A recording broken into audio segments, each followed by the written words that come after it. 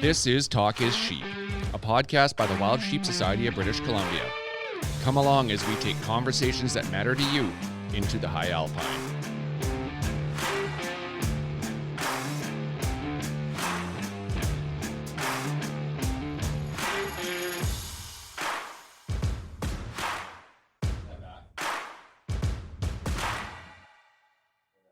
We sit down with Keith Balfourd, Director of Marketing Communications with the Wild Sheep Foundation.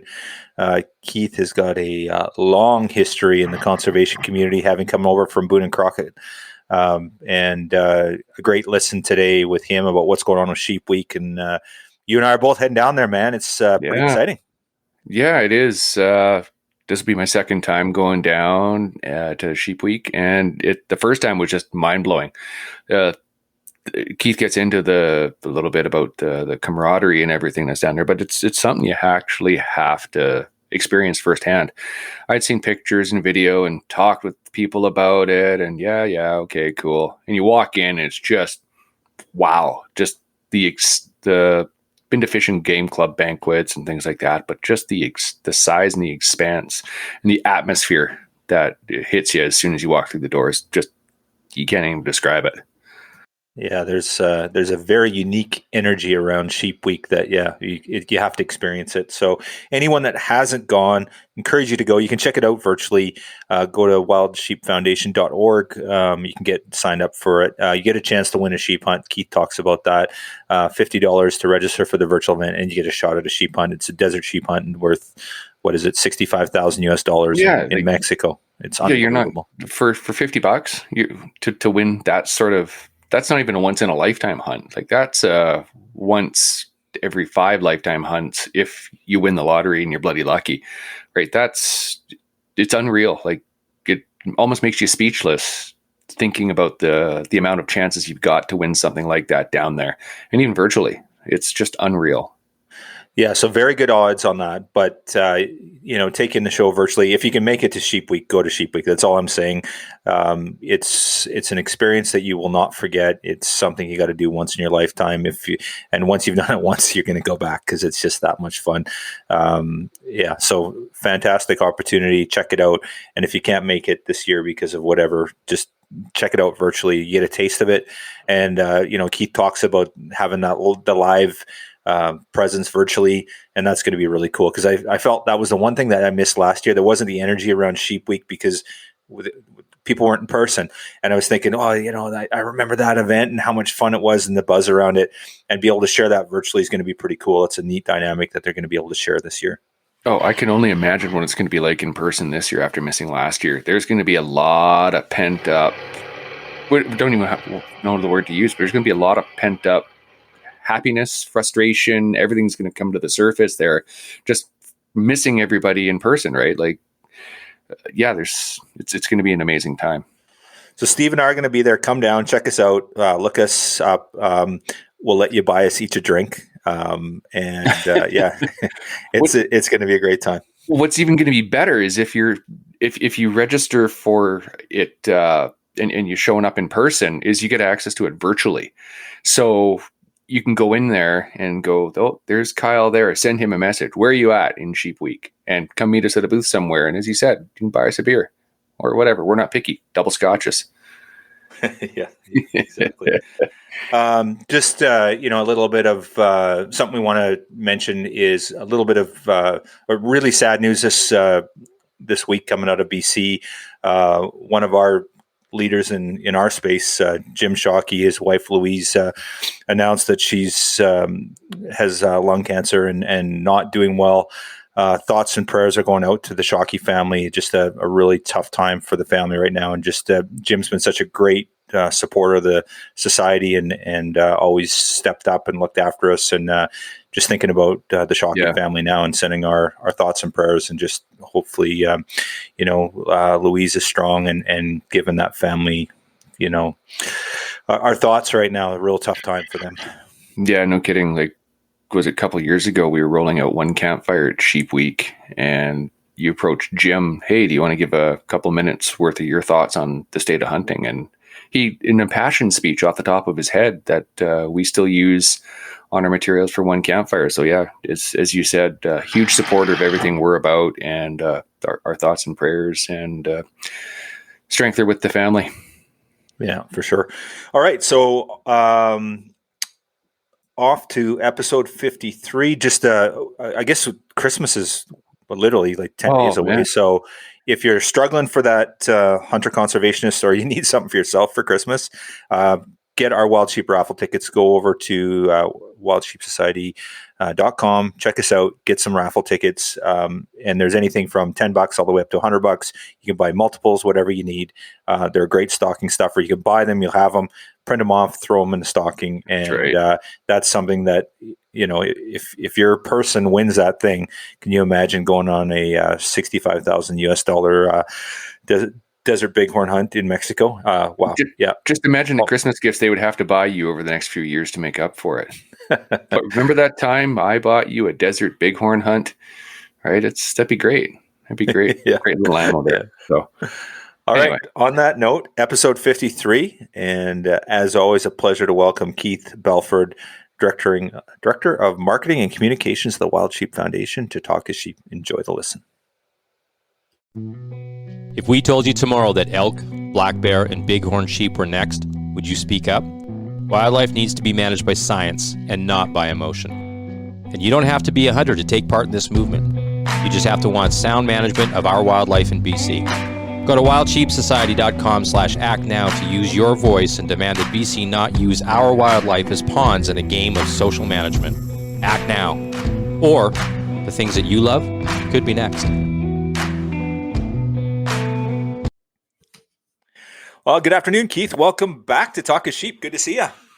Thanks, Kyle. Good to see you as well. Yeah, so I know that you guys are knee deep in sheep work, trying to get things ready for Reno in a couple, I guess less than 6 weeks now. So appreciate you taking the time to come on the show and have a chat and give us an update of what's happening at the Wild Sheep Foundation. Not a problem. I would say more like chest waders instead of hip boots. Yeah, fair enough. Well, with that in mind, I really appreciate you being on here and taking the time to meet with us today. So, we had you on the show before. We talked to you with Gray, but it'd be great if we could kind of jump into a little bit more of your background and where you came from. And I guess, where you've got such a rich history in the conservation world. I'd like to hear where that came from, and, if that was part of your youth or if that's something you stumbled upon later in life. Well, since you put it that way, I've never been called rich history, but yeah, I've been around a while. This is my second full year with Wild Sheep. Prior to that, I was 19 years with the Boone and Crockett Club, and that position as their director of marketing communications planted me both feet on the ground in the conservation community. Prior to that, I worked in the outdoor space, a number of, I guess I look back now and call them odd jobs, but I did a lot of agency work for hunting and fishing brands in the outdoor space, a lot of marketing communications work.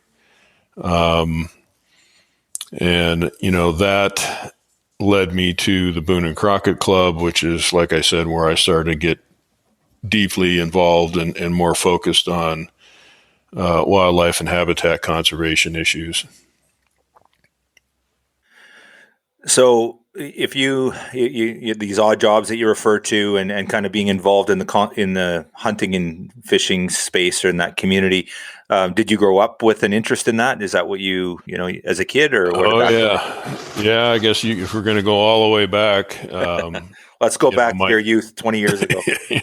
Yeah, 20. I appreciate that. That's very kind of you. I grew up in central Ohio in a rural community. My dad was an avid pheasant hunter. He loved to hunt birds.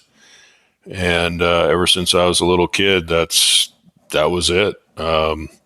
Watching him go hunting, and when I was old enough to tag along, I'd tag along with him, and couldn't see over the weeds, but I'd hear a bird flush, and I'd hear him shoot. And if I saw feathers floating to the ground, I knew he got it. And if I saw him scrambling, I knew that he missed it. And eventually, I was old enough to carry a single shot 20 gauge myself, and just was rapid into consuming everything I could. He subscribed to Outdoor Life and Field and Stream and Sports Afield, and I lived off of those magazines. And my dad wasn't much of an angler, but his uncle was, so he made sure that I got to spend some time with his uncle, and he introduced me to fishing.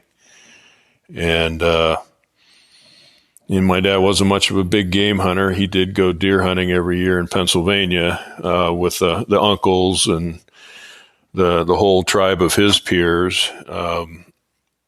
But as I found out later, that was just a big card game. They did very little deer hunting. But I had an interest, from an early age. Went to school in Oregon, and when I got to the West Coast here, Western big game hunting, trout fishing, steelhead fishing. I called it home. That was it. I never went back to Ohio other than to visit.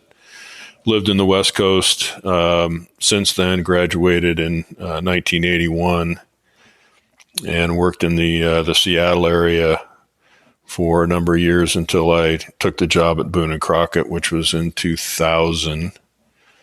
And that moved me to Missoula, Montana, which was, from a sportsman standpoint, being dipped in holy waters.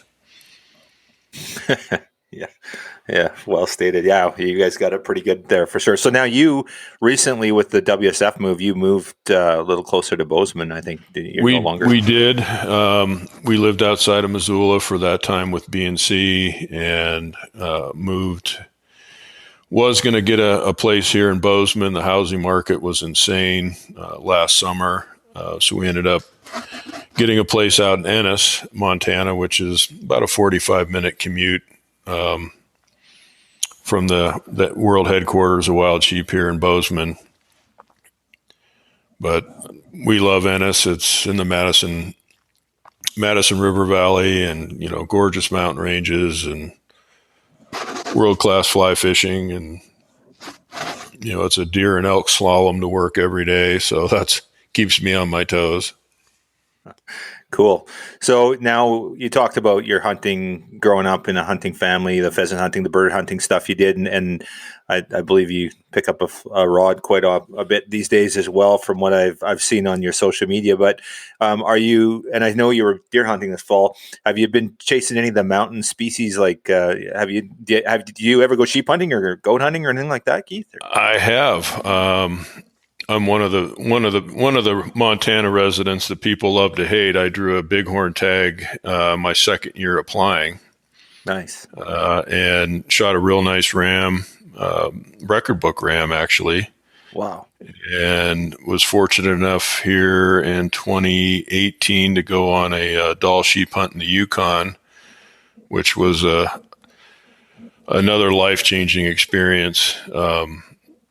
I'd never been on anything like that before. I've done, a fair amount of, elk and mule deer and some moose hunting, but nothing like that. And that was a epic adventure. I was fortunate to take a nice Dall ram on that hunt. Usually my hunting calendar is archery elk, archery whitetail.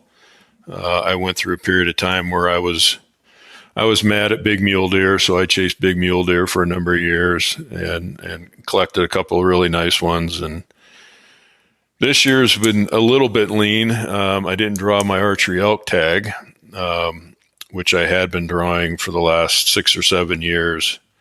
So I was on suicide watch for about a month. And but my buddies did draw, and they went, and they had a great hunt. We got 3 bulls last year. They got 1 this year. My big hunt's actually coming up here next Monday. I'm going to leave for Mexico for an archery whitetail hunt down there with a whole slew of my old hunting buddies, kind of getting the band back together. We haven't hunted together for many, many years, so there's 7 of us going down there for that. I'm really looking forward to it. Cool. What kind of hunting is that? Is that spot and stock, or I would imagine it's a mixed bag. Ground blinds, some spot and stock. Option to hunt with a rifle if I choose to. I'm going to try and hunt with a bow as much as possible. It's a trophy hunt plus a management buck hunt, so it's kind of an all shoot deal. And I've hunted in Texas, South Texas, a couple of times. Really enjoyed that style of hunting and that climate. So this will be pretty similar. This isn't that far across the U.S.-Mexico border out of Del Rio. Cool. So you've had a lifetime of hunting. You've done some pretty diverse, experiences. With your Doll and your Bighorn, were they both rifle, or were you? They were both. No, they were both rifle. When I drew my Bighorn tag, I was really in a conundrum because wanted to hunt with a bow. I'd been almost exclusively bow hunting at that point. And I thought, well, God, I'll never draw this tag again. What do I do? I can't. I got to choose one. So I ended up with a rifle. And as it turned out, I had this ram at 30 yards. the one that I ultimately got. So, but I didn't care. I had a sheep tag in my pocket. It was surreal. So that was cool. Then the Yukon hunt was a rifle hunt. That was a horseback into the Ruby Range. Okay. Yeah. So now looking back in your sort of hunting career, hunting background, however you want to call it, what would you like to do? I guess, what would you like to do most? If you could go and do a hunt tomorrow, what would you go and do? You pick anyone, anywhere, anytime, any continent, what would you do? Oh, man.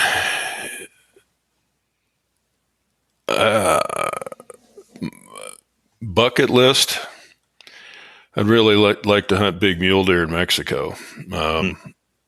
That's been on a bucket list for a while.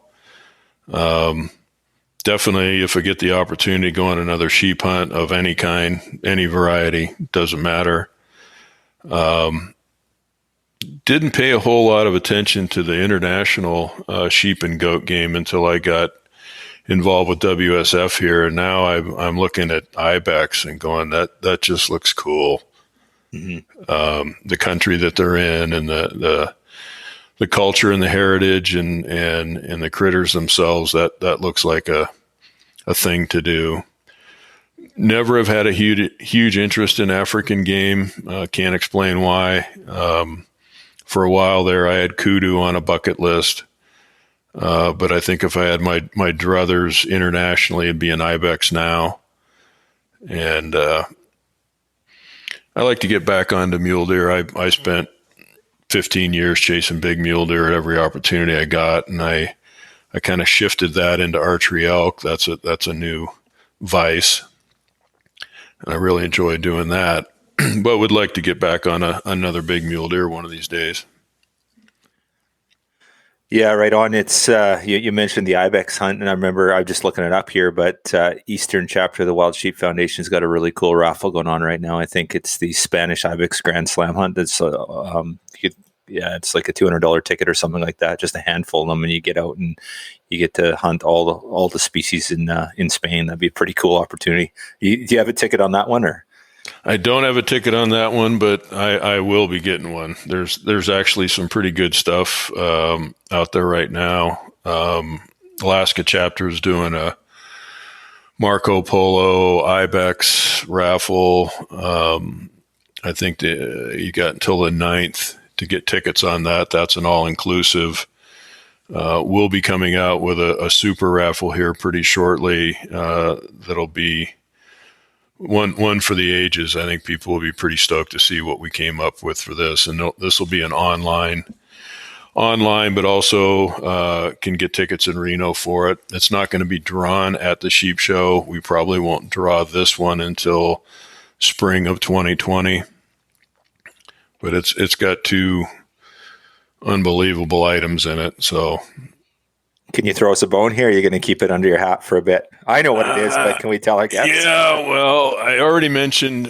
So this is going to be an Argali, Nice. all-inclusive Argali hunt in Mongolia. And when I say all-inclusive, airfare, tips, ground transportation, spending money there. Just an unbelievable trip. The other item, I think you're going to want to wait and see. Okay. Yeah. Cool. Yep, it's awesome. That one you're going to want to wait and see. There's not one else out there like it. It's being built specifically for WSF. Yeah, it's exciting. I can't wait. Some really cool raffles coming up, and so those are those 2 on the super raffle? Is that what we're calling that? That's the super raffle. We've got our normal Sheep Week raffle. We've been putting out some information on that. That's the big drawing at the exhibit hall floor on Saturday. I think there's 9 hunts in that. Weatherby Wall of Guns from our friends down at Weatherby. The usual, just loaded raffle, but the 9 hunts are pretty cool. So there's a Fanaz in there. It's an Alaska moose hunt. I think a brown bear hunt, wolf hunt. That's pretty loaded. Very cool. So we're already selling tickets for that. Yeah, so for that, our listeners, if they can't make it to Sheep Show, obviously if they get down to Sheep Show, they can throw their tickets in the barrel themselves. But if they can't make it down to the show, then go over to the website and still buy tickets. And obviously there's some state regulations. You'd be calling Kim Needers, and she'll be taking ticket orders over the phone. Okay, so we'll put the raffle details in here in the show notes, so we have that for our listeners that can't make Sheep Show. But if you're going to be there at Sheep Week, you're good to go anyway. So. You will be good to go. Cool. So, okay, let's talk sheep business now. With everything going on, we got, still a bit of a funny world out there. We had our virtual event this past year in 2021, and my hat's off to you and the entire WSF team. And I know that you took a huge lead in this, Keith, and brought a lot of new technology to the foundation and allowed us to put on this successful event and, keep the sheep conservation world going. There was a lot of concerns that I know that the foundation had that we talked about at the board level about what kind of year it was going to be. And we had a very, very successful year. And thanks largely in part to this new event, this new virtual platform. So what does 22 look like? So it's still a bit of a weird world out there. What does this event look like now? Well, it's the weird's getting weirder because we're actually going to be putting on both the virtual and the in-person live event in Reno. Like you mentioned, the in-person or the virtual event, that was our only option last year or this past January. It was so over the top successful that we could not offer it again. We have so many people that, for whatever reason, time constraints, schedule conflicts, just can't make it to Reno. Wish they could.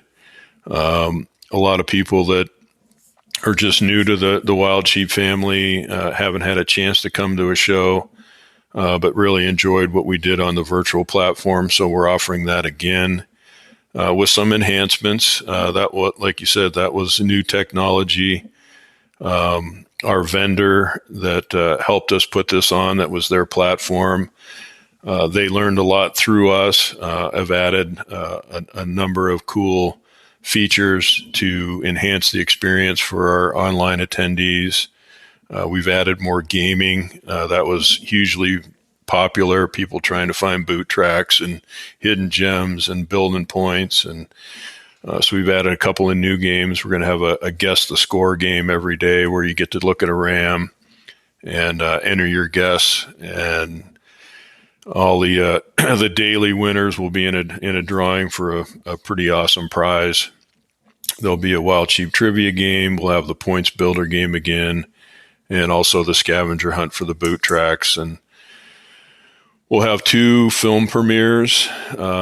We had several film premieres last time because it was nightly. It was always online. We'll have 2 film premieres this go round. One on Monday, the 10th of January, the second on Tuesday, the 11th. And interestingly, there's a lot of newness to this, not only from the virtual platform, but by the sheer fact that we are also going to be in person live in Reno. That's creating a tremendous opportunity for our online attendees to actually get and see and feel a sheep show that's going on. Yes, we'll have the virtual exhibit hall like we did last year where people can interact with the virtual booths and the virtual exhibitors, but we'll be doing a lot of live streaming from the show floor, taking people live to events that are happening. So this will really be from a virtual attendee standpoint, a total immersion experience. You're going to get to see all the sights and sounds of Sheep Week. We'll take our cameras into the Less Than One Club. Obviously, we'll have them at our banquets and our auctions. The seminars will be streamed live and recorded. If you miss something or you can't, you can always go back and watch it. That'll still be all available on the platform. So we're looking forward to it. We chuckled to ourselves, we did it for this first time in January. We knew where the landmines are now, and so we're sidestepping those landmines. Right on.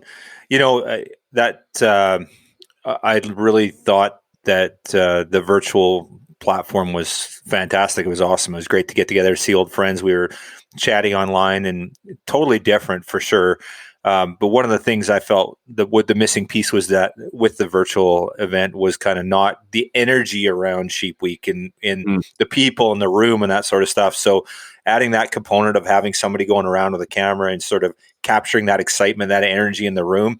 And it does translate in some capacity. Obviously, it's never going to be like in person, but you watch the video from Sheep Week that you guys produced, the trailer to build it up. You just get the energy, the excitement, you feel it, right? So I think that's going to be pretty cool, being able to do that and share that with people on the virtual platform. I think that was the part that I was missing, other than just being there. I was like, it just didn't have that feel of the energy you get when you walk into the room in Sheep Week.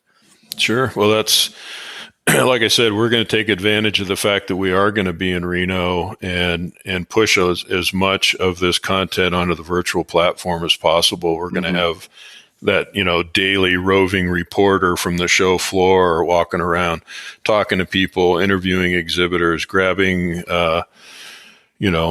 celebrities and just people, board members, what have you. We're also doing a base camp lounge where we're going to bring people in, bring guests in, do interviews. We're setting up a special podcast area where people can do their podcast live from the show floor. So there'll just be a lot more of that vibe.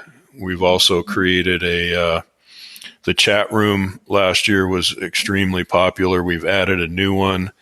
We're calling it the Circle Bar Lounge. And it's actually a remake of the Circle Bar outside the Peppermill Banquet Hall. Perfect. So you can tuck into the Circle Bar, and when things are going on, and that's another chat room where people can connect, and that's for the folks that unfortunately can't join us in Reno, and then obviously all the folks that are coming to Reno, well, they know what to expect, and we're actually seeing quite a few people that came onto the virtual platform and said, this was so cool. If you guys are going to be in Reno next year, we're coming. and those folks are registering. They're coming for their first sheep show. So that's kind of cool to see that. That was our hope with the virtual platform, is it would cast a broader net, allow more people to participate, get a taste of what we do and why we host these events and the work that we do for wild sheep and that wild sheep family and that camaraderie and all that. So it's nice to see that conversion of virtual attendees actually planning and coming to Reno. Yeah, as somebody who took part in the virtual, both from a spectator standpoint and a vendor, I built a couple of the booths. It was really, really user friendly, and that's what I liked about it. Super easy to follow, and yeah, there was a lot of engagement. And as you said, the chat rooms were a riot. And yeah, I'm heading down to Reno in person again, and yeah, I'm actually going to miss out on the virtual side of things. I thought that was pretty cool. So it's a win-win for everybody. Well, it'd be interesting. Because our in-person attendees, through their registration and so on, they'll have access to the virtual platform. So it'll be interesting to see how many people actually in Reno are walking around on the virtual platform, checking things out in their hotel rooms or, at lunch or what have you, or going into the chat room. We anticipate that there's going to be people connecting with each other through the virtual platform in the chat room to meet up in Reno in person.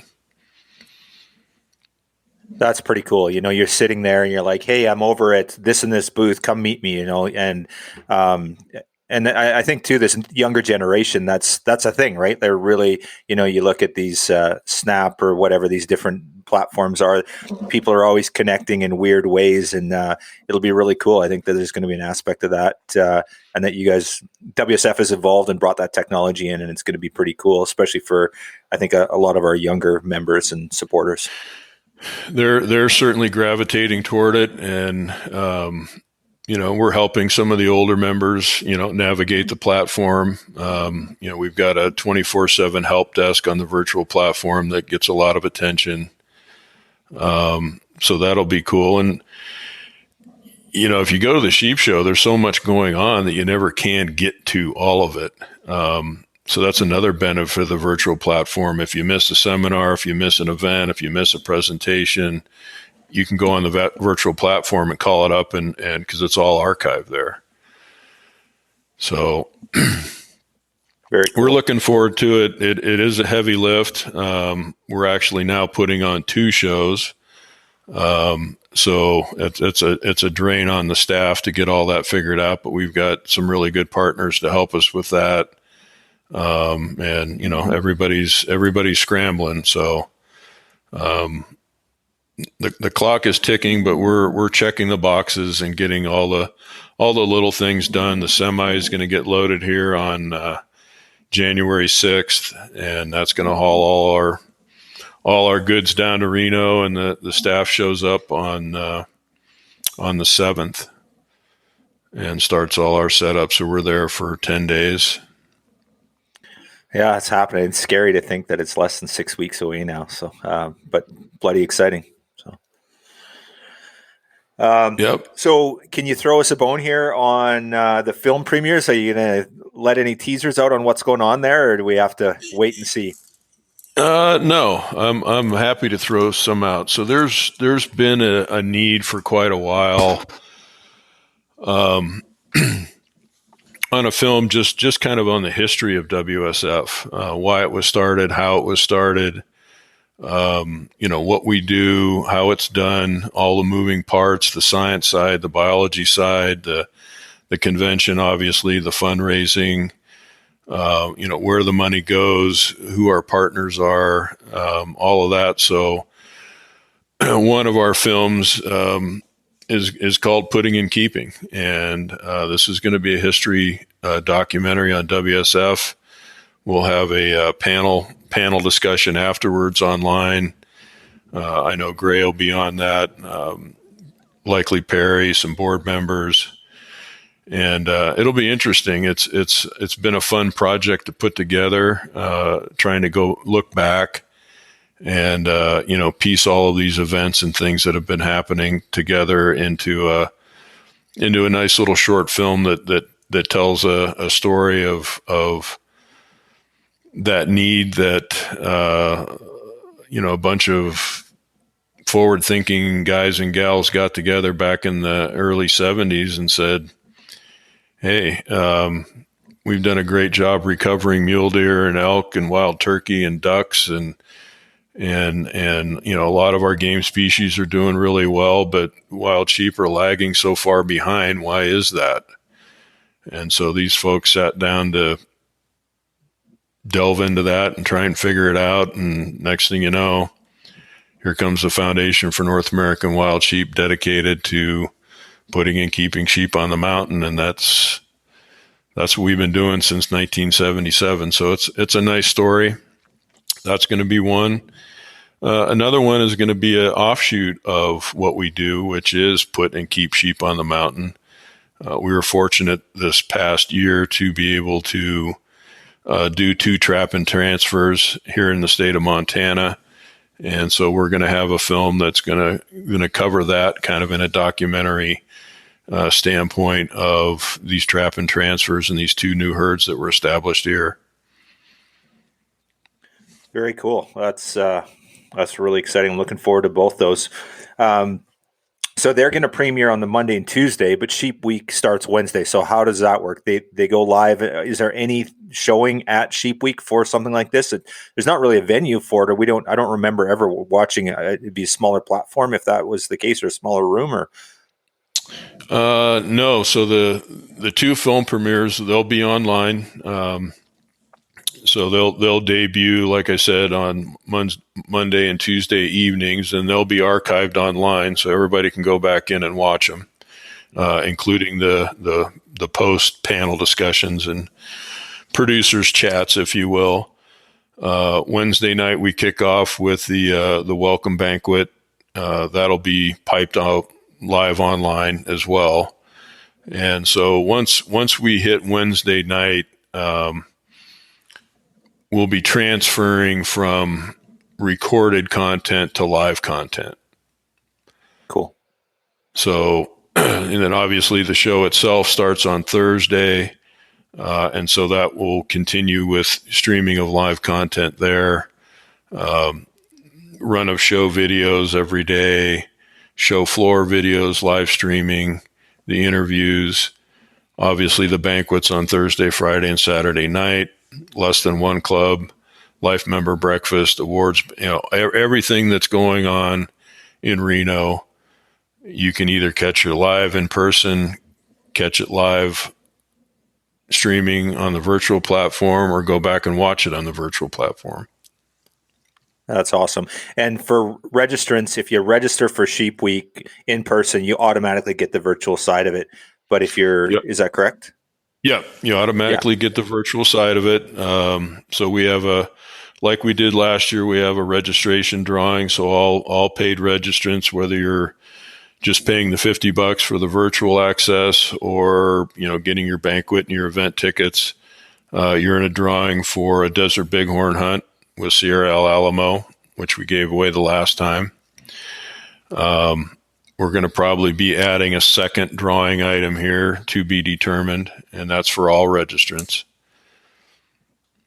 Very cool. So there's that side of it, then the $50 virtual registration. Is there December 1st deadline to get in for that sheep hunt, or?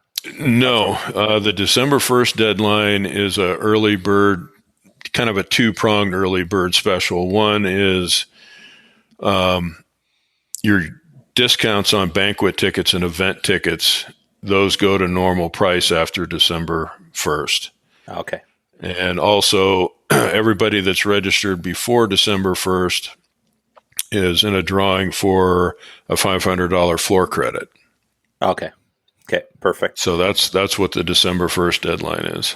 Okay, so anyone that's signing up, you can sign up right up to Sheep Week and still get your chance to win that sheep hunt. So, right up until I believe it is going to be January 10th. Okay. Actually, no, because of the virtual platform, it'll be past the 10th. I think we'll actually go to the 15th for the desert hunt drawing. Okay. Because we'll be drawing for the registration desert hunt at the Saturday banquet. Okay, perfect. And then in terms of seminars and presentations, you guys have always got a great lineup there. Can you share any of the seminars and presentations that people can expect to see this week at Sheep Week? Yeah, we're still kind of putzing with some of the seminars. We've got several folks that have committed already. Some familiar names there. Give me a second here, and I'll call up the most current and give you a quick rundown here. So we've got an interesting seminar from our friends at Hunt and Fool, titled "I'll Never Draw a Tag." There is hope and a pathway. As you folks that may know, Hunt and Fool is one of those membership providers that helps people draw tags.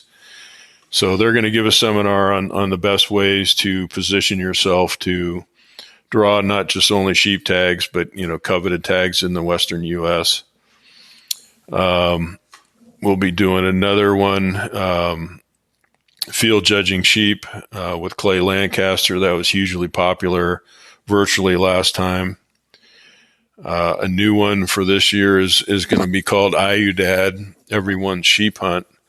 There's a lot of interest in hunting Iodad. And so we're going to give a seminar on that, not only on the hunting opportunities, but some of the challenges that our wild sheep face with a growing Iodad population and how best we're managing that. There'll also be a panel discussion on the North American model, this one titled North American Model in the Crosshairs. There's a fair number of movements going on out there to, update the North American model, if you will. There's some people that just simply don't like how this goes and don't believe that the North American model is tenable anymore. So we're going to have a pretty in-depth discussion on that. Should be very interesting. Shane Mahoney's going to lead that for us. Backcountry nutrition is another one. There's a lot of interest in what to carry with you on backpack hunts, sheep hunts, in particular. How to keep your body fueled and just going through the rigors of a sheep hunt. We're going to talk about legislative affairs that matter to wild sheep. That's our lobbyist in Washington, D.C., Greg Showalter, is going to do that for us. Mountain fitness for all the ages. Our friends at the Mountain Tough Fitness Lab are going to help us kind of under the headline that the mountains are getting steeper. A lot of us are getting a little older, and the mountains are getting steeper, so there's a lot of good science out there for staying in shape, getting in shape. So this is for all ages, but particularly for the guys that just want to keep climbing the mountains. There's also going to be a big seminar on our new Women Hunt program. They just concluded their first event this past October down in Texas. That was hugely successful. And that's just kind of a snapshot. There's probably another dozen seminars that'll be available, both in person and online. Very cool. Yeah, that's really exciting. And are we sharing any keynote speakers or anything like that, Keith? Do we have that ready to go, or is that that is in Gray's capable hands, and so he's still got his eye on some shiny objects. I just don't know what those shiny objects are yet.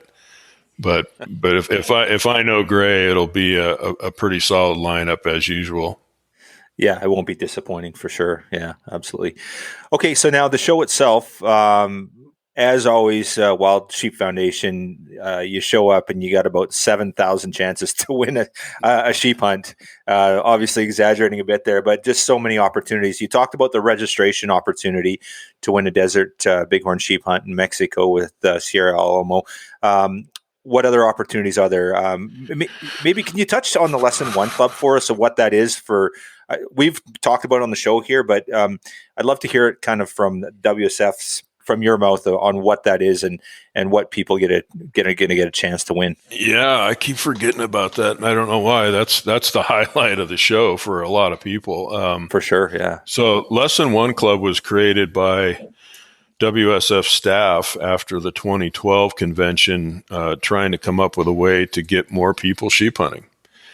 So long story short, if you are one of those guy or gal that has never successfully taken a wild ram and you join the Lesson 1 Club, it's $25 to be a member of it.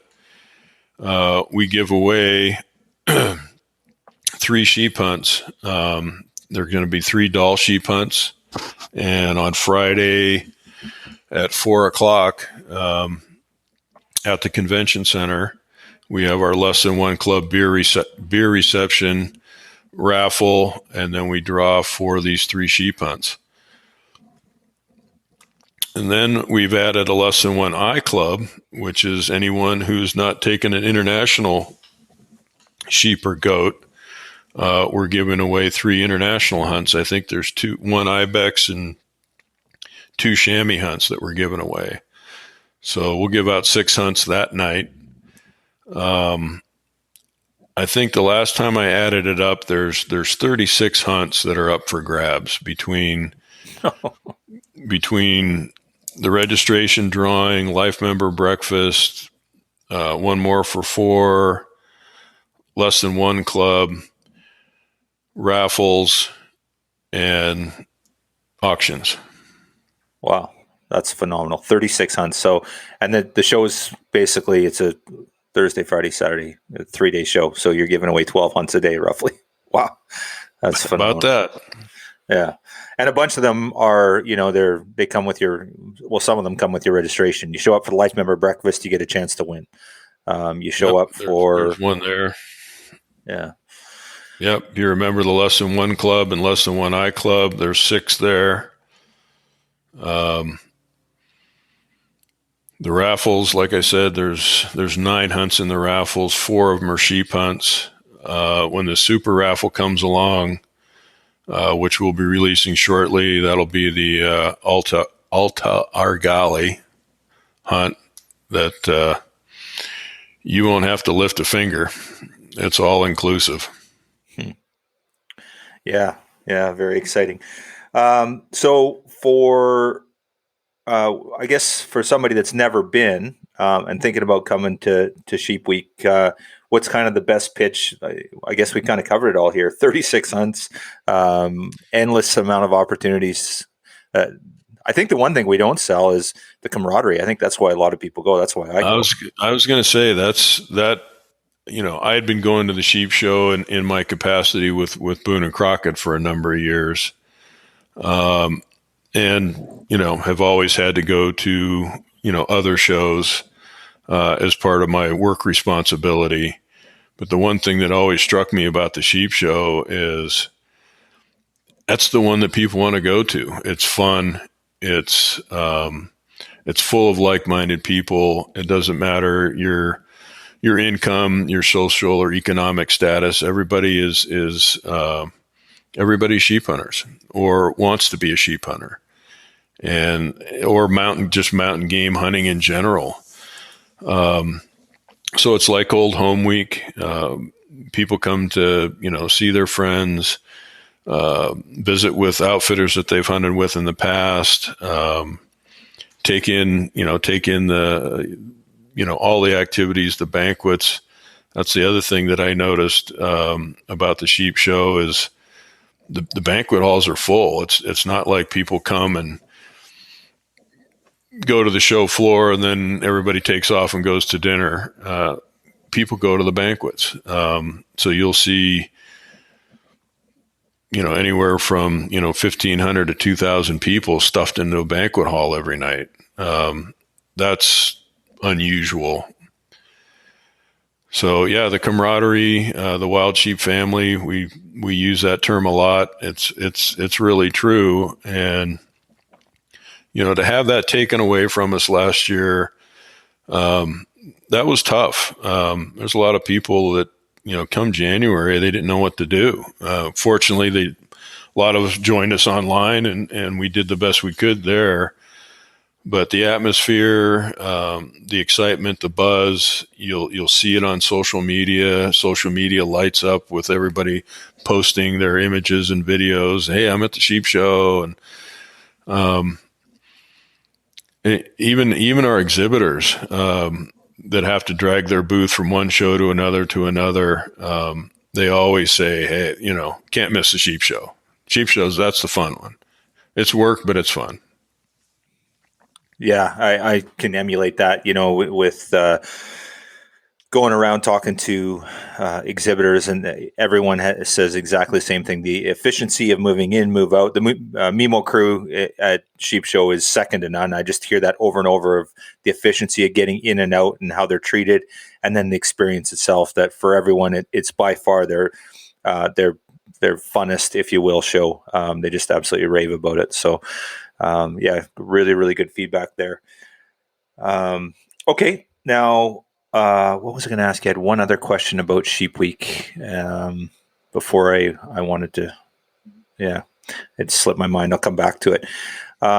So if we could just pivot away from Sheep Week just for a little bit, Sure. Let's talk about the foundation and what are some of the challenges that we are kind of on the horizon. What are some of the things that we're kind of keeping an eye on? Some of the things we're looking out in the near future.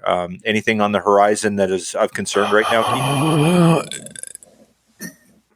Concern, yes. There's always concern. There's the COVID thing slowed down quite a bit of the actual on the ground work. Thankfully, that's kicking back in again. So we've had quite a few things on hold that are, that log jam is breaking loose. We're starting to see more habitat work being done, more of the research, the things that our grant and aid monies go to, our mission monies go to, are getting kicked back in. We're hearing some weird things out of Mexico. I'm not all that privy to it, but there's some thrash down there relative to, should Mexico have any type of hunting at all? And you hear that. That's one of the reasons why we've got this North American the Model Crosshair seminar coming up is there's just seeming to be this vocal minority out there that's having a hard time with hunting. So that's always a challenge. Movi is still out there. That's probably one of our biggest challenges in terms of putting and keeping. We're real good at putting. Keeping can be a challenge, but there's been some really good breakthroughs in that regard. Thanks to our biologist staff and our agency, provincial and tribal partners, paying attention to that.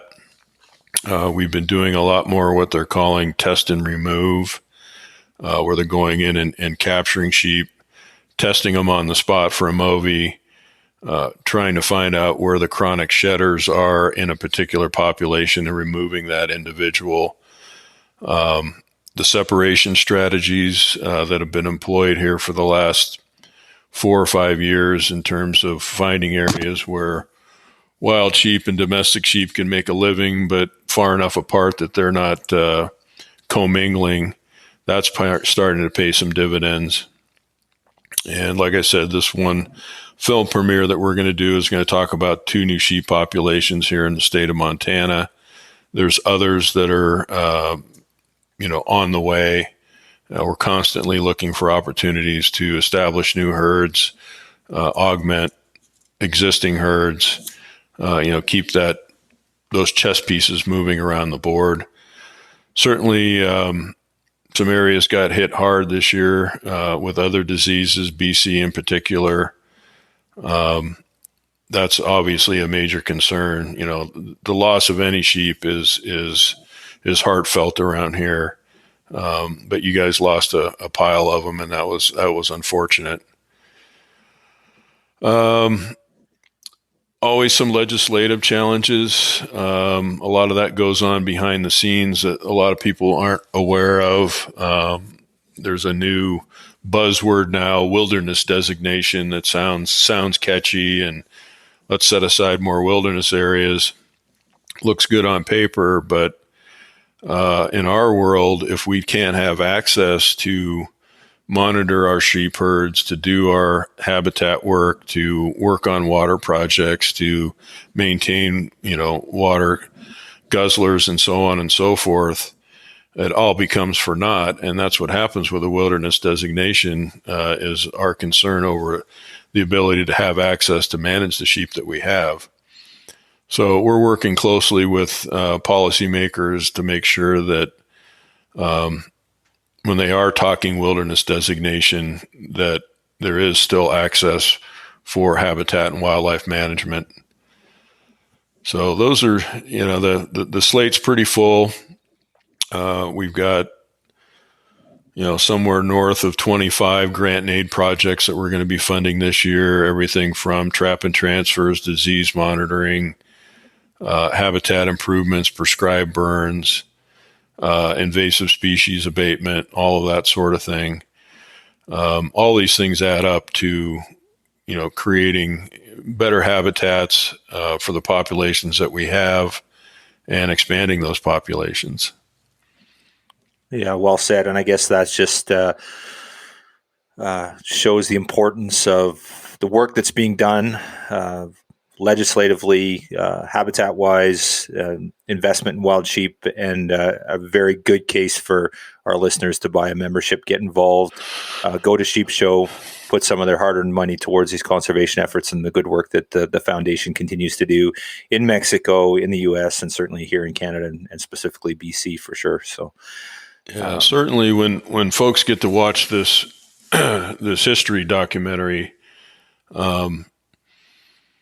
that'll cover a lot as to the niche or the void that the Wild Sheep Foundation provides. We're really just a funding catalyst. The reason Wild Sheep Foundation was formed is, there were no monies available for wild sheep restoration. There wasn't a lot of tags. There wasn't a lot of hunting opportunity. There was some interest, but for the most part, a sheep hunt was out of sight, out of mind for a lot of people. And so being able to establish this wild sheep economy, draw people into it, get them interested in it, have them help us fund these projects, directly paying dividends just in the, sheep numbers, the expansion of their range, which equals hunting opportunities, and the number of tags, which just draws more people in and keeps that funding mechanism going. I'm impressed every time I look at spreadsheets and look at the kind of money that the people are helping us with and where this money goes, and looking at these reports and seeing the success on the ground. It's not the perception that something's being done. Something actually is being done, which is cool. Yeah. Well, Bighorn specifically, like that's just such a success story, right? You look at the number of bighorns, where they were saying 10 to 20,000 or something at the low point, and what's the modern day number? Close to 85,000, 90,000. 85, yeah. So, kind of the thing I think about is what would have happened if there wasn't actually an organization that was dedicated to looking after wild sheep? Like what would have been the outcome? Was it extirpation? I don't know. It certainly was in certain areas, or is it just, maybe at some point people get involved? I don't know. But what would have happened if the foundation didn't step up or failed to exist? That's always a great question. What if something didn't happen, or what is the price of inaction? I think sheep are one of those things that, we didn't touch on this, but we have a lot of people that come to the sheep show that aren't sheep hunters. They just love wild sheep. They're a curious animal. People love seeing them. They're representative in a way of wilderness, that wilderness still exists, that a keystone species like this can exist in our modern times. One would hope that if the Wild Sheep Foundation hadn't gotten started in the early 70s, something like it would have had to have happened. There is no other funding mechanism. There's not a tax. There's not a sheep stamp, or the agencies themselves. They've got resources for a lot of our other big game species, and done a fantastic job with them. But you talk to some of the old guard with some of the state agencies, and they remember a time when they would have loved to have been able to do something for wild sheep. There just was no resources, and there wasn't any science to back them up. So they're thankful that enough people stepped up and said, "Yeah, we're gonna reach a helping hand out here."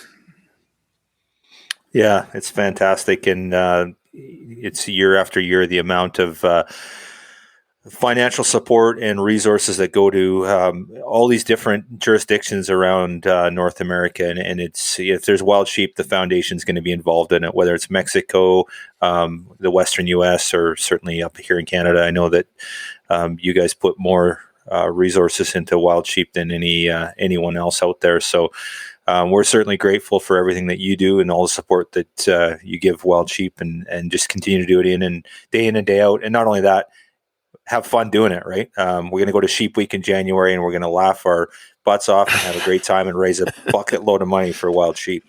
Yeah, it is fun. It's good work. Like I said, staff's covered up right now, but everybody's, buckling down.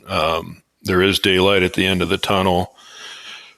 And to come out of Sheep Week with our coffers full and start handing out checks, to all of our partners to do this work is rewarding, certainly. I got to go on one of these captures here in Montana, where we did a trap and transfer. It was the first time I'd involved in anything like that, and I was able to bring my wife with me, and she was blown away. I was blown away to actually watch a new sheep herd running for the hills. And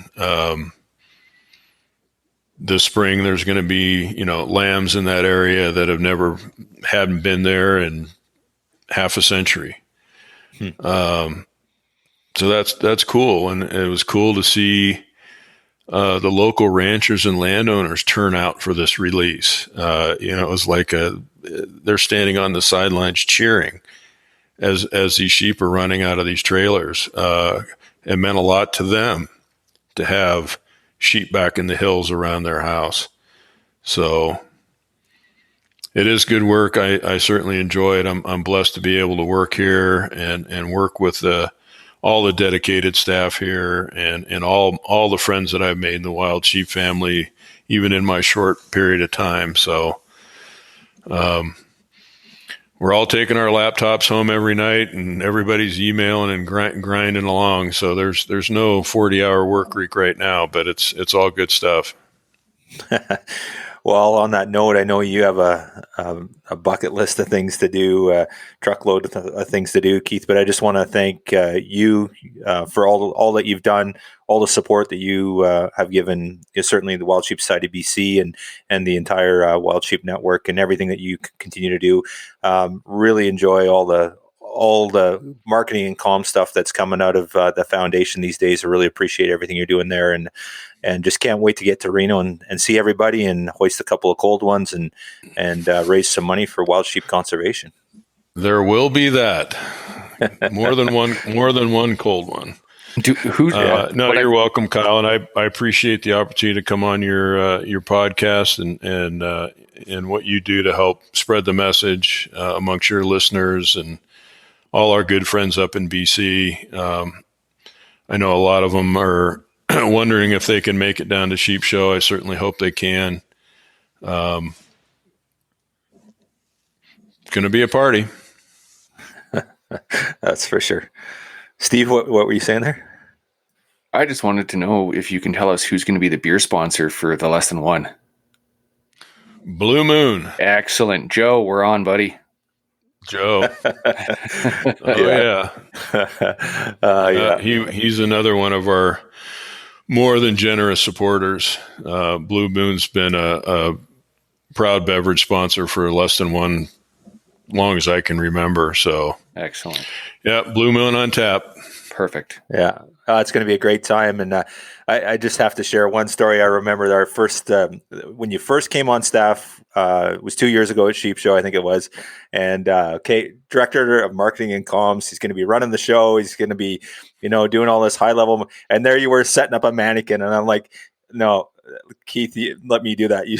You're the boss. You need to go and, it's the wild sheep family. There's never, nothing's, I've seen Gray out there in the trenches doing stuff that, he could have had someone else do. So that's one of the things that speaks to me about our wild sheep family is we're never too good for anything, and we're all in this to get through it. And I just can't wait for Sheep Week. I'm super stoked. And I want to thank you for taking the time to speak to us today, Keith. You bet. I appreciate it, Kyle. We will see you boys soon. It's coming. Thanks.